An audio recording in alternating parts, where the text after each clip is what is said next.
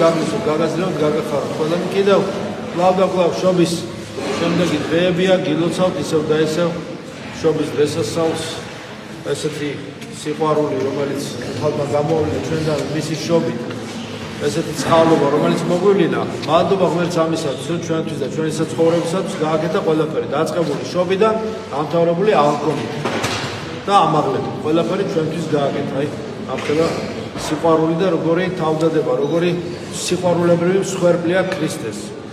ამიტომ ჩვენშიც დავალებას იწვევს ეს, ჩვენშიც იწვევს ეს რაღაცა აზრს იმისა, რომ ჩვენში რომ იშვას ქრისტე, ამისათვის ჩვენშიც უნდა ეს ახალი ადამიანი იშვას და ახალი ადამიანი, ქრისტე ახალ ადამიანს შობს ჩვენში.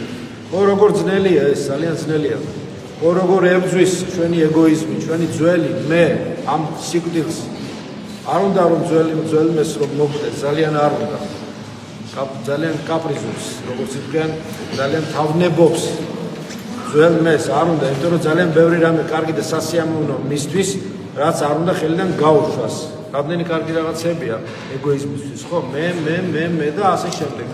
აქედან რამდენი რამე გამოდის და ჩამღაუჭებულია ამაზე. არ უნდა. სიამოვნებს ისა იქ ყოფნა, ის როგორც მას უნდა და არა როგორც მე მინდა არ წერია, ასე წერია. იყავ ნება შენი, ვითარცა ცათაშინა, ეგრეცა ქვეყანასა ზედა. აი ის ნება, უნივერსალური ღვთის ნება, რომელიც არის სიყვარული ღვთისა და სიყვარული უნდა იყოს ნება ჩვენი ღვთისა და მოყვასისა და საკუთარი თავისაც, იმიტომ რომ ეს მოყვასის ჩვენი საკუთარი თავით უნდა შევიყვარო, ხო? ანუ ესეც ვარჯიშია, შენი მოყვასი უნდა შეიყვარო შენი თავით, შენი თავი მოყვასი და ასე შემდეგ. ამიტომ როგორ უშლის ეს ძველი მე, მაგრამ ულფალი ყველაფერს ხედავს, ყველაფერს ამჩნევს და გვაძლევს ყველა საშუალებას იმისაც, რომ ეს ძველი მე მოკვდეს და ახალი მე დაიბადოს ქრისტეს მიერ. გარემონტებული კი არა და რესტავრირებული ძველი მე.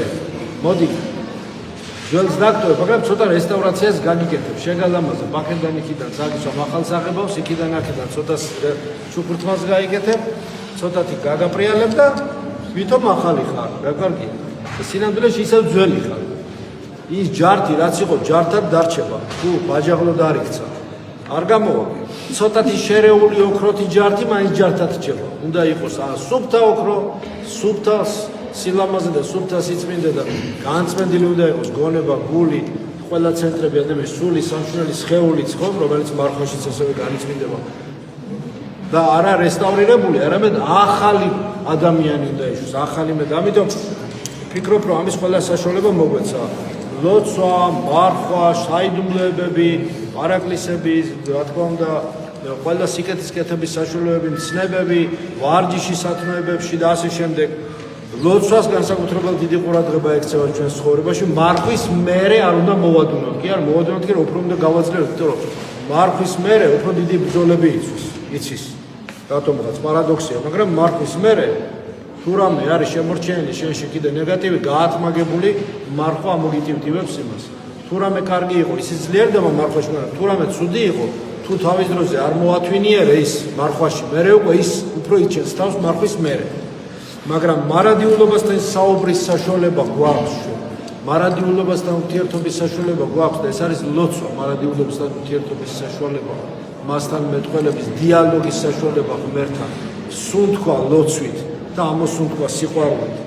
ჩვენი სულის ეს მთელი რთული სირთულე, ეს ლაბორატორია ჩვენი სულის ეს სირთულე, რომელშიც ჩვენ ვიმყოფებით, მოდით მარხვაში არ არის დასრულებული. არ არის ის კარგად ჯერ დალაგებული ყველაფერი და სრულყოფილი დასრულებული. უნდა ვიცოდეთ, რომ ძალიან ბევრი რამ არის გასაკეთებელი და ჩვენი თავით არ უნდა დავკმაყოფილდეთ. როცა საკუთარი თვითკმაყოფილება და დაკმაყოფილება შემოვა, აი იქ იწყება განსასწრებელი, იმიტომ რომ შენ მუდამ თვით უკმაყოფილი უნდა იყო, უფრო მეტი უნდა მოთხოვო შენ თავს. ხშირად უნდა შეიხედო შენი სულის ჭუჭურთანებში, რომ ნახო რაიმე სიბინძურე ხო არ დარჩა. განვითარდე უნდა წინ წახვიდე. მით უმეტეს ამდენი ხელის შემშლელია, ხო? ამდენი ხელის შემშლელია ჩვენთან. აი, სულიერი ხელის შემშლელი, რამდენი რაღაცა ემოციები, ემოციონალური შემშლელი ხელის, ფიზიკური 1000 შხამები, ტოქსინები, ტკივილები, სხვადასხვა ეს იქნება დისკომფორტი, ეს იქნება ადამიანური ბუნებიდან გამომდინარე არასასიამოვნო რაღაც ფაქტორები. მაგრამ ესენიც ყველაფერი სულიერი ბრძოლებიც, ემოციონალური ბრძოლებიც, ხორციელი ტკივილებიც, გამწმენდელ ტკივილებს ზოგჯერ ვარქვევ ხოლმე ძნელია, მაგრამ რაც იზამ ზრდის ადამიანს და ზუსტად სულიერი ტკივილები ჩვენი ზრდის ინდიკატორია. როცა ადამიანი რაღაცა სათბურის მდგომარეობაში, განყენებულ მდგომარეობაში იმყოფება, ის კი არის კარგი, როცა იგი იზრდება, მას ბრძოლები და ტკივილები და დისკომფორტი აქვს, ბრძოლები აქვს, შეწუხებულია, გადალახავს რაღაცას, პრობლემურია მისი, ზოგჯერ დამძიმებულია, მაგრამ მაინც წინ მიდის, მაგრამ ეს ტკივილები მისი ზრდის ინდიკატორია, რომ აჩვენებს, როგორც ლაკმუსის კახალდი, რომ შენ წინ მიდიხარ. და ქრისტიანული სწავლება არ არის რაღაც ნეიტრალური ცოდნა, რომელიც ადამიანმა შეიძლება ბიბლიოთეკიდან აიღოს, რაღაც ტომი წაიკითხოს და ყველაფერი ჩვეულებრივად დარჩეს. არ იქნება ესე. დაიწყება ჩვენში უცილობლად ცვლილებელი. ცვლის ადამიანს ქრისტიანული ვინც აიკითხა სახარება და იგივე დარჩა. მე არ ამბობ ეგეთი ადამიანი არ ვინახე. რაღაცა საოცარ ტრანსფორმაციას იწვევს ადამიანში. ზიარება ხომ მით უმეტეს ხო სისი და ხორცის ზიარება. არ არის ნეიტრალური ცოდნა ეს არის ცოდნა, რომელსაც ძალუძს და იცის და ამიტომ მოგვეც ადამიანის გარდაქმნა და გამოცოცხლება სულიერად და მისი უკეთესისკენ შეცვლა. უკეთესი უნდა გახდეს. ცუდი კარგი უნდა გახდეს, კარგი უკეთესი, თორე ცუდი თუ უარესი გახდა რა გამოვიდა მაშინ, ხო? ამიტომ ჭეშმარიტი სიბრძნე ზუსტად არის ამაში, რომ ეს ვიცოდეთ. ყველაფრის ცოდნა არ არის ჭეშმარიტების სწავლა. ყველაფრის ცოდნა ეს არნიშნავს, რომ ჭეშმარიტება ის ადამიანი. ჭეშმარიტება ეს არის თაებრივი გამოცხადების ცოდნა, წმინდა წერილი, წმინდა გარდამოცემა. ჭეშმარიტი სიბრძნე ზუსტად ამაშია, თორემ ყველაფერი თავი გამოიტანო ამ ინფორმაციული ხმაურის ეპოქაში, მე ვიტყოდი ინფორმაციული ენტროპიის ეპოქაში ყველაფერი გამოიტანო სული, სამშნელი და სხეულიც არ არის ეს სწორი. ჭეშმარიტი სიბრძნე არა ყველაფრის ცოდნაშია, როგორც ერთ-ერთი ბრძენი ამბობს, არამედ საზღვრების ცოდნაშია. რა შეიძლება და რა არ შეიძლება გააკეთო, რა შენთვის მარგებელია და მაკურნებელია შენი სულისათვის და მაცხოვნებელია და რა არა.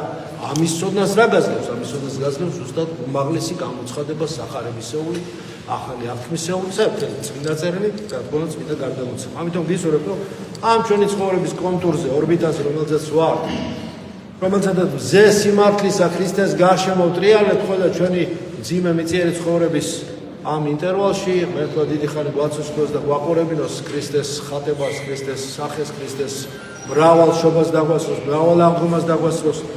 და ამ ძიმე ცხოვრებაში, ამ ჩვენი განვითარების ვექტორში, ამ ჩვენი ძიმე მიწიერი პოსტსაბჭოთა და სივრცის ეპოქაში, რომელსაც ვიმყოფებით, რომელსაც მუდამ კრიზისი, მუდამ რაღაც ისეთი გაჭირვება და ასე შემდეგ არის, ისურვოთ, რომ ეს ორიენტირი, ეს სახება, ღვთის ვარსკვლავი, შობის ვარსკვლავის ეს ნათელი ქრისტეს, რომელიც ეს არის, ხელთუქმნელი ნათელი ან ატმოსფერული მოვლენა, რომ ეს არის ნათელი, ღვთაებრივი, ზეციური ნათელი, ხელთუქმნელი ნათელი, თაბორის ნათელი, რომელსაც კიდე ვიხილავთ შემდეგ ყოფილი ცვალებას.